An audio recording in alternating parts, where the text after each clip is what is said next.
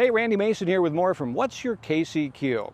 I'm on Kansas City's Pierce Avenue, all one block of it, to answer a question from Brenda K. Hoff, who asks, what's the history of those old stone houses just north of the Kaufman Memorial Garden?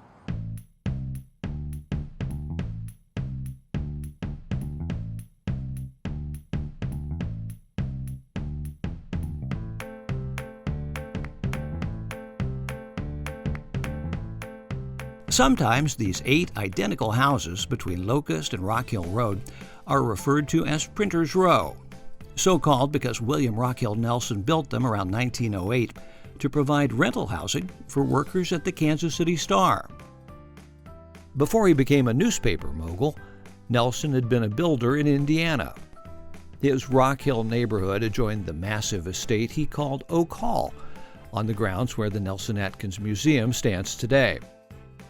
The houses on Pierce Avenue, originally there were 11 of them, are the smallest in Rock Hill, about 1,600 square feet.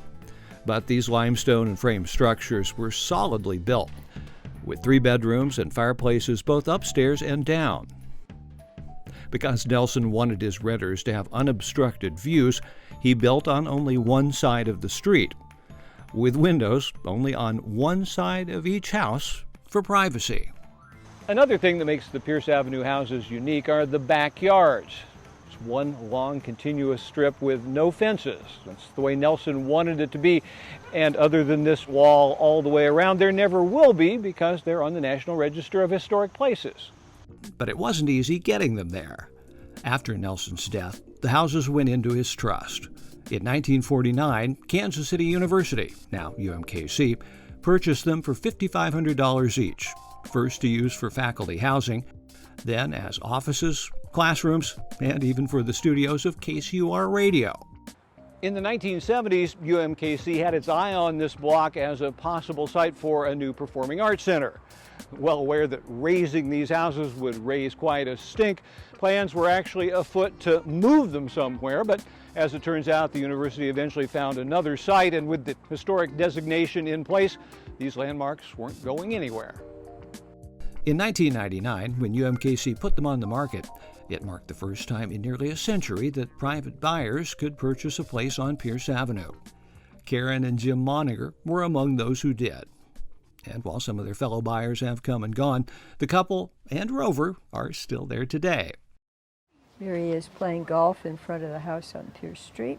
That's Libby Gordon, My father, a Rock Hill resident for all but a few of her 92 years. Her home is a few blocks away now, but when Libby was born, her parents lived right here, and she has the pictures to prove it. This is my brother Jim. We're sitting on the wall in front of, I think, 524 Pierce. Then there's the other end of the spectrum, 2-year-old Sabine Deal Lapping.